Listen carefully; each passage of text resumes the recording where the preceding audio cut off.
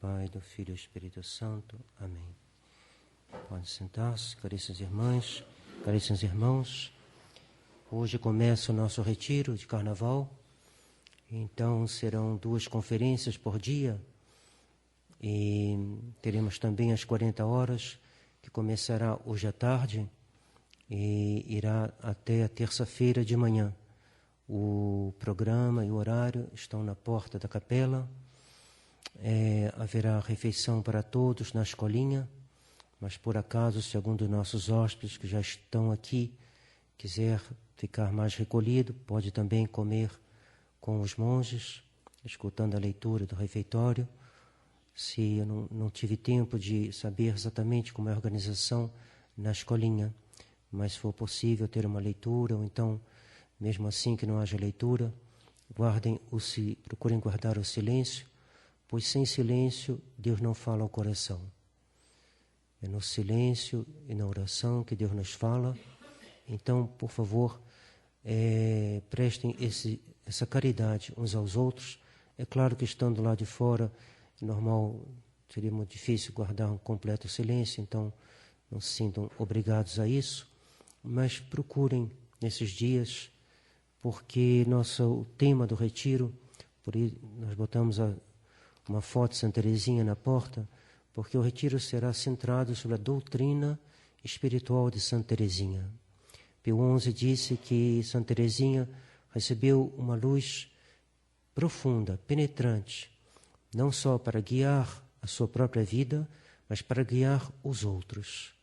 Então, peço toda a atenção durante as conferências, que nós vamos expor, seguindo um livro muito bom, de um padre que foi amigo das irmãs de Santa Teresinha, e elas o asseguraram que ele estava exprimindo de uma maneira muito, muito exata, muito, muito feliz, a doutrina da sua irmãzinha canonizada, que foi Santa Teresinha. Então, relembrando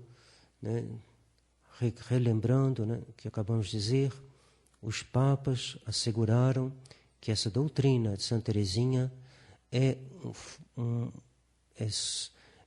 de natureza a reformar a sociedade atual.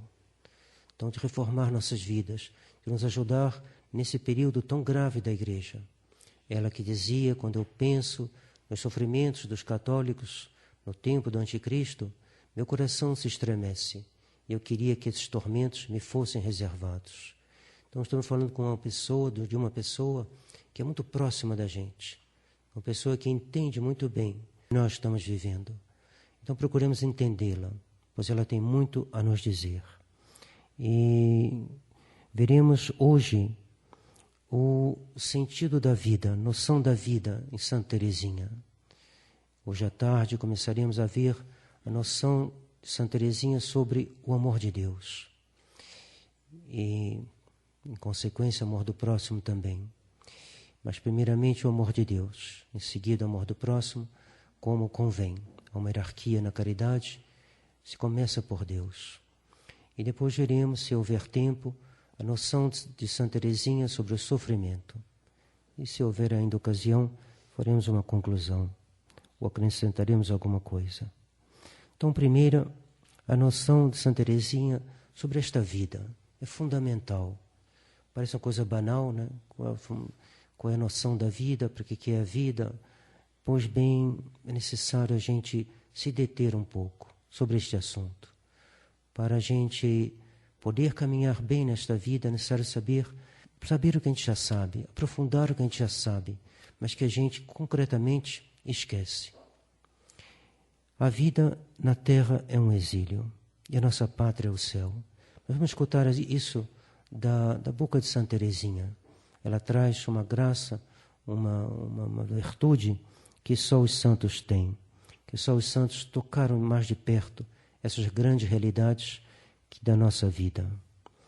Numa carta à sua irmã Paulina, a Santa Teresinha, quando Santa Teresinha tinha 15 anos, Paulina estava falando porque Santa Teresinha queria entrar no Carmelo e o bispo não havia deixado porque tinha que esperar 16 anos. Então Paulina diz: uma gota de fel deve ser misturada a todos os cálices para consolá-la. E ela responde Sim, mas me parece que as provações ajudam muito a se desapegar da terra. Fazendo um pequeno paralelo com o Evangelho de hoje. Então, no Evangelho de hoje, Nosso Senhor fala da paixão. E está dito que os apóstolos não compreenderam.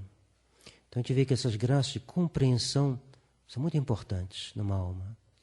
Está escrito no catecismo, está em toda parte, mas é um momento importante da vida de uma pessoa quando ela entende, quando ela assimila aquilo que está no papel. A gente compra um livro, bota na estante, eu tenho um livro, mas ele não leu. E às vezes ele leu e não entendeu. As grandes coisas se passam na alma, e não na estante, e não no que está impresso. O que se passa de grande se passa no interior da alma. E só Deus conhece o momento em que a alma entende algo de importante. Então ela diz, mas me parece que as provações ajudam muito a se desapegar da terra. Elas nos fazem olhar acima deste mundo. Aqui embaixo nada pode nos satisfazer. 15 anos. Menino de 15 anos. Aqui tem meninas de 15 anos, ou quase, ou então que já passaram.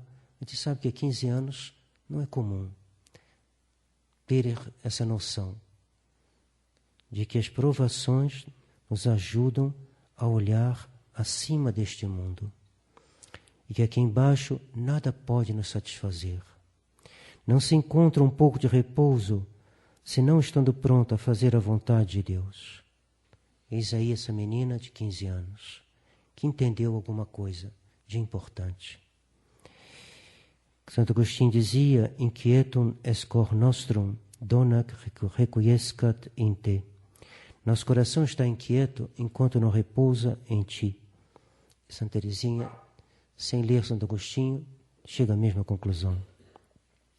Não se encontra repouso se não estando pronto a fazer a vontade de Deus. Voltemos um pouquinho atrás na sua vida, quando ela era criança. Às vezes deixava os brinquedos, ela perdeu a mãe quando ela tinha 4 anos e ela às vezes se isolava para, dizia ela, sonhar com o céu. Então, diz ela, meus pensamentos se tornavam bem profundos. Não tenho aqui exatamente a idade que ela tinha, mas foi bem nova, não foi 4 anos, mas foi bem nova. Então, meus pensamentos se tornavam bem profundos, e sem saber o que era meditar, minha alma mergulhava numa verdadeira oração. Ela ia, às vezes, em piquenique com o pai, talvez com as irmãs, e, às vezes, as irmãs preparavam para ela uma cestinha com um pão, com uma geleia. Essa geleia tinha uma cor muito bonita, uma geleia de cereja. Mas quando chegava a hora de comer o piquenique, ela via essa geleia ressecada, perdendo toda a sua beleza. E então ela tirava a seguinte conclusão. Então, de uma coisa tão simples, ela vai tirar uma conclusão, uma regra geral, própria de uma inteligência viva, que deve pedir a Deus que nos dê também. Então a terra me parecia mais triste ainda, e eu compreendia que somente no céu a alegria seria sem sombras. Aqui ela tinha muito menos que 15 anos, né? Aqui ela devia ter 6, 7, 8, não sei, mais ou menos essa idade. Com 9 anos, cai doente, quando sua irmã Paulina entra no Carmelo. Com a morte da mãe, ela havia escolhido Paulina como mãe. Ela falou, você será a minha segunda mãe.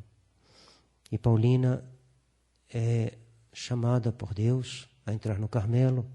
Ela corresponde à graça da vocação. Ela entra. E Santa Teresinha vai ter um abalo terrível. Fica doente 1 mês e meio, doença que atingia sua memória, sua razão. Não reconhecia mais as irmãs, suas próprias irmãs. Via na parede os desenhos do papel de parede, lhe pareciam garras do demônio. Gritava, ficava, e as irmãs não sabiam o que fazer. Rezavam por ela, no Carmelo se rezava por ela, até que sua irmã Maria, numa oração mais insistente, mas confiante, pediu ao coração a cura da sua irmãzinha. E Nossa Senhora das Vitórias, uma estátua que elas tinham no quarto, a gente pôde visitar, fomos com o David e o Monplas, fomos visitar esse quarto, está lá o quarto dela, e está a imagem Nossa Senhora das Vitórias, uma cópia, porque o original está no Carmelo, e ali Nossa Senhora sorriu, ela ficou curada. Então ela foi festejada, levada em toda parte, todo mundo, e ela então vê que o mundo pode ser agradável, não tem dúvida. Ela não era... a gente sabe que o mundo pode ser agradável. Mas ela vai dizer o seguinte. Ela nota que o mundo é agradável, mas que o mundo é o mundo. Ela vê o que ele tem de atraente, mas ele vê que ele tem de falacioso, que o mundo tem de enganoso. 9 anos, 9 a 10 anos. Porque essa doença foi logo depois da doença, então 9 ou 10 anos. E ela diz o seguinte: como o mundo sabe bem aliar as alegrias da terra com o serviço de Deus. Como não se pensa na morte? 9, 10 anos. Percebe que o mundo é interessante e que muitas pessoas querem conciliar o mundo com Deus, Cristo com Belial. E ela percebe que não é a postura mais acertada. Por quê? Porque não se pensa na morte. Não se pensa que a pátria não é aqui. E se vive como se a pátria fosse aqui. E por isso procura se arrumar algo de confortável aqui. E ela muito cedo entendeu que não é aqui. Aos 11 anos ela faz sua primeira comunhão. Neste dia, nosso encontro, ou seja, dela com Jesus sacramentado, não podia mais se chamar um simples olhar, mas era sim uma fusão. Nós não éramos mais dois. Teresa havia desaparecido como uma gota d'água que se perde no seio do oceano. Só Jesus restava. A Teresinha quer então consagrar a Jesus o que nós temos de mais caro, ou seja, a sua liberdade. Tem 11 anos. Essa liberdade me dava medo. Eu me sentia tão fraca, tão frágil, que eu queria me unir à força divina para sempre. Pensamento profundo, uma criança que está fazendo sua primeira comunhão. 11 anos. Por essa época ela via as coleguinhas da escola, como é que as coleguinhas fazem para ganhar a afeição das professoras. E ela faz a seguinte reflexão. Quando eu era pensionária, vendo as pequenas habilidades de algumas alunas para ganhar as boas graças e a afeição das professoras, eu gostava de recordar as palavras da imitação. Deixai aqueles que se agitam se agitarem, tanto quanto desejarem. Para ti, permaneça em paz. E eu sentia que o bom Deus queria me afastar não somente das seduções do mundo, mas também de todo apego à criatura, apego que perturba o coração, mesmo se essa criatura é inocente, porque é impossível não cair em algum excesso. 11 anos. Por isso que ela é chamada a maior santa dos tempos modernos. E ela está só no começo. Como dizia Bossuet de São Bento começou por onde os outros terminam, isto é, para a mais perfeita santidade. Santa Teresinha também começa já bem rapidamente, grandes passos, mas terá muitos outros, como veremos, ao ver a sua noção do amor. Aos 14 anos, ela leu o livro do padre Arminjon, cujo título é O Fim do Mundo Presente e os Mistérios da Vida Futura. A leitura deste livro mergulhou sua alma numa felicidade que não é desta terra, como ela mesma diz. Eu pressentia já o que Deus reserva para aqueles que o amam, e vendo essas recompensas eternas tão desproporcionadas com os pequenos sacrifícios desta vida, eu queria amar Jesus com grande amor e lhe dar 1000 marcas de ternura enquanto ainda era tempo. Enquanto ainda era tempo. Essa vida é um tempo que passa rápido. E ela não queria perder tempo, e não perdeu. Este livro, então, o padre Arminjon, conta a ela, havia sido emprestado pelas minhas caras carmelitas a papai. Contrariamente ao meu costume, pois eu não lia os livros de papai, eu o pedi para ler.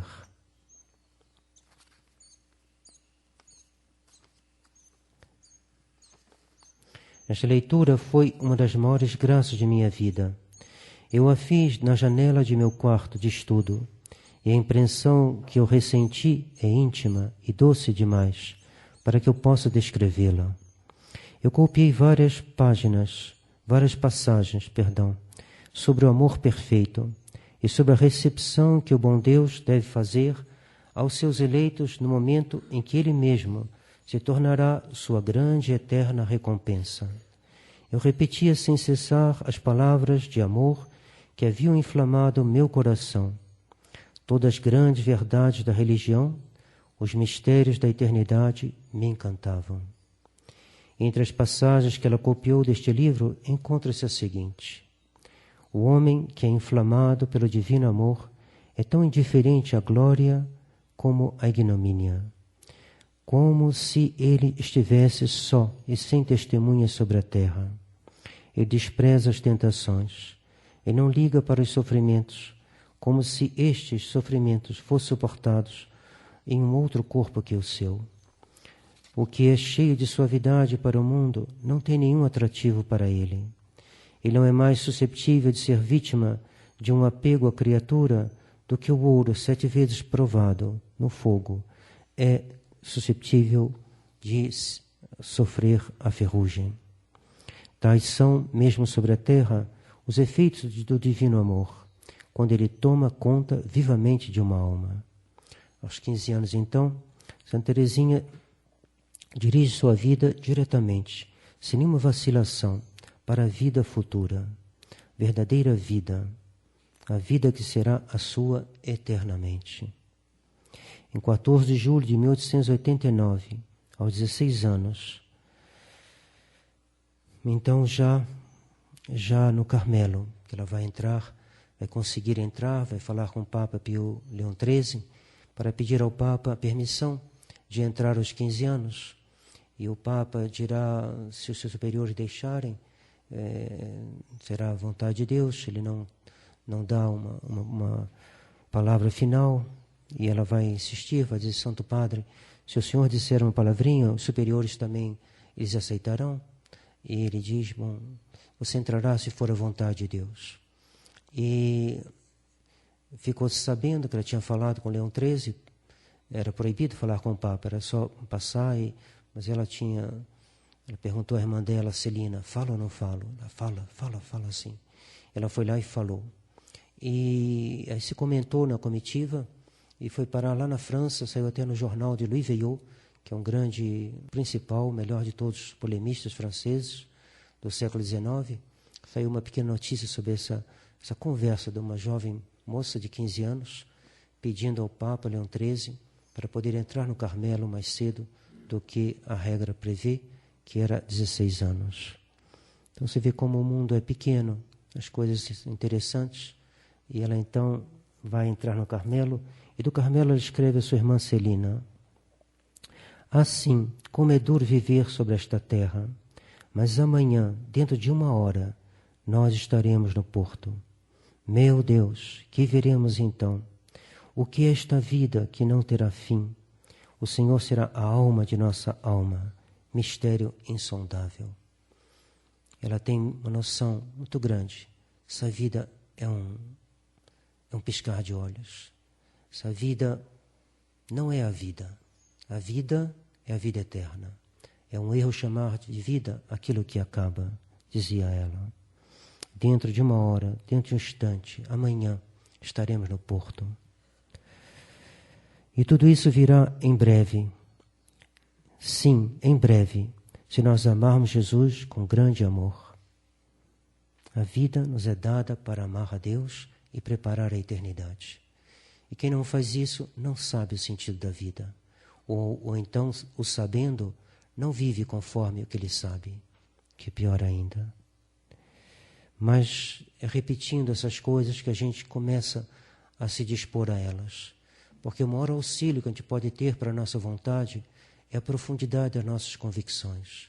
Então não hesitemos, mesmo se a gente não tem vivido de maneira realmente como deve, considerando a vida como ela realmente é, ou seja, uma preparação para a eternidade, que a gente tome uma boa resolução e fale, não, daqui para frente eu vou considerar a vida tal como ela é. Ou seja, preparação para a eternidade. Vou procurar me corrigir, procurar me não fazer o que São Paulo diz na epístola de hoje. São Paulo, tão eloquente, essa vida é dada para a gente possa poder crescer na caridade. Irmãos, ainda que eu falasse as línguas dos homens e dos anjos, se não tivesse caridade, seria como o bronze que soa, ou como o símbolo que tine. Se eu tivesse o dom da profecia, conhecesse todos os mistérios, possuísse toda a ciência, tivesse toda a fé, de modo a transportar os montes, mas não tivesse a caridade, não seria nada. E ainda que distribuísse todos os meus bens para mantimento dos pobres, entregasse meu corpo a ser queimado, e se não tivesse a caridade, nada me aproveitaria. A caridade é paciente. Saibamos ter paciência, porque a vida vai acabar daqui a pouco. E o Senhor nos perguntará, você foi paciente? Ah, meu Deus, me dê ainda alguns anos. E dirá, não, acabou. Ah, mas Senhor, mas é agora que tem que ser paciente. É agora que a gente tem que praticar essa caridade. Caridade é paciente, é benigna. Caridade não é invejosa, não trata levianamente, não se ensoberbece, não é ambiciosa, não cuida apenas dos seus interesses, não se irrita, não julga mal, não folga com a injustiça, porém alegra-se com a verdade. Tudo suporta, tudo crê, tudo espera, tudo sofre. Caridade nunca há de acabar. Então, Santa Teresinha entendeu. Ela entendeu e diz a sua irmã, como isso virá em breve. Sim, em breve, se nós amarmos Jesus com grande amor. Pois bem, esta alma que não vivia senão para o céu, esta alma cuja bela inteligência havia compreendido que nós somos criados para a vida eterna, esta alma ia passar por uma terrível provação a respeito dessa mesma vida eterna. No dia de Páscoa, 5 de abril de 1896, até o dia da sua morte, no dia 30 de setembro de 1897, isto é, então, de abril de 86 ao ano seguinte, setembro, então, pouco mais de um ano, uma terrível tentação contra a fé e contra a esperança ia desabar sobre ela. O que fez ela? Elevou-se mais ainda, mergulhando na luz obscura da fé e fazendo as mais belas poesias, escrevendo as mais belas cartas e sustentando aqueles que estavam desamparados, fazendo os mais atos heróicos de fé que se possa imaginar. Ela havia escrito o credo com seu sangue, numa página do livro dela, Manual da Perfeição, um livro de orações. E ali ela vai escrever com seu sangue o credo. É muito bonito porque nós estamos num tempo em que a fé vacila. A fé vacila, a fé é atacada de maneira sutil. Na França, estava conversando com um padre, ele disse, sim, mas eu tenho dificuldade em ver o nexo entre essa atitude prudencial e a fé. E de fato é difícil essa questão que atualmente abala a tradição. O laço é difícil. Quando Dom Gerard veio aqui, que nós tínhamos nos separado dele, no quarto que está ali, quartinho que fica ali, bom, os hóspedes conhecem, o primeiro quarto ali perto da sala dos hóspedes. Ele falou, mas por que o senhor rompe comigo? Eu falei, porque a sua decisão põe em risco a minha fé. Ele falou, mas não, ele é puramente prudencial. Estou fazendo uma decisão que diz respeito à prudência só. Eu sou o seu superior, você tem que obedecer. Eu não falei nada contra a fé. Eu respondi, mas Dom Gerard, a posição que o senhor está tomando, ela é perigosa para a fé. E eu não posso ir segui-lo. E falou, não, volta para o mosteiro, volta para a França. Lá tem 50 monges para proteger a sua fé. Disse, não, Dom Jara, não vou seguir. Não vou seguir porque, apesar do que o senhor diz, a sua decisão põe em risco a fé. Ela é uma ameaça para a fé. Então, a situação que nós estamos vivendo, muitos padres estão se perguntando a mesma coisa. Há ou não um risco para a fé no que está acontecendo dentro da tradição? Está envolvido ou não? Pois bem, Santa Teresinha sofreu pela fé. Mais de um ano. Desde essa tentação que começou no domingo de Páscoa, coisa interessante, nós veremos disso com mais calma depois, ao estudar a noção de Santa Teresinha sobre o amor. E veremos como é que essa tentação veio no momento em que ela havia já se consagrado ao amor misericordioso e que ela foi tentada certamente para sustentar a nossa fé, porque a igreja é um corpo e os membros de um corpo estão ligados uns aos outros, e uma alma que se eleva, como dizia uma grande alma chamada Elisabeth Lesseur, dizia, uma alma que se eleva, eleva o mundo. E se hoje nós estamos guardando a fé, talvez a gente deva isso a uma carmelita de Lisieux, aquela da qual nós estamos falando. Então, peçamos a Deus que o exemplo dos santos nos seja útil e que a gente possa ter sempre diante dos olhos, assim como os navegantes tinham a estrela polar, a estrela que mostra onde é que está o norte, de tal maneira que eles não se afastem da direção, então saibam exatamente em que direção eles estão indo. Assim também nós, que nós tenhamos a eternidade como essa estrela.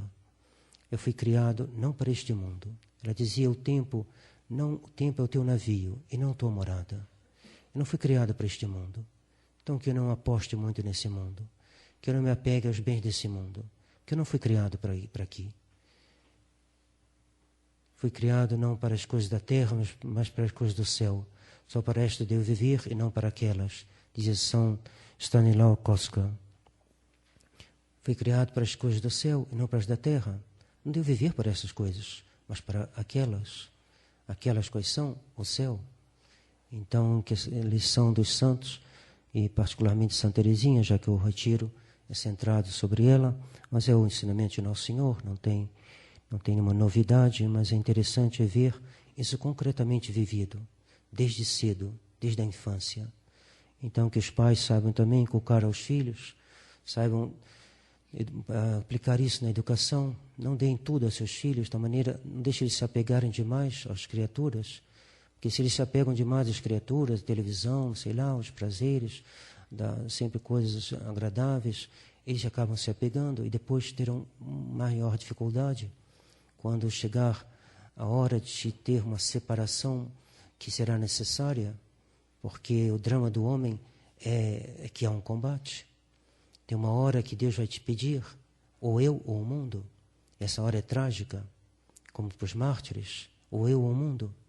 Ou você vai ser morto, ou você então abandona ao Senhor e terá tranquilidade, terá honra, terá uma porção de coisas. Isso pode acontecer no trabalho, pode acontecer no meio, qualquer que seja. E se a alma não tem diante dos olhos a razão pela qual Deus a criou, eu não nasci para as coisas da terra, mas para as do céu. Só para estas devo viver e não para aquelas. Guardemos essa lição, que ela possa nos sustentar nos momentos difíceis, quando chegar a nossa hora de participar mais de perto da paixão de nosso Senhor Jesus Cristo, e que assim a gente possa se tornar verdadeiramente discípulo de Jesus crucificado, pela intercessão da Virgem Maria e de Santa Teresinha. Em nome do Pai, do Filho e do Espírito Santo. Amém.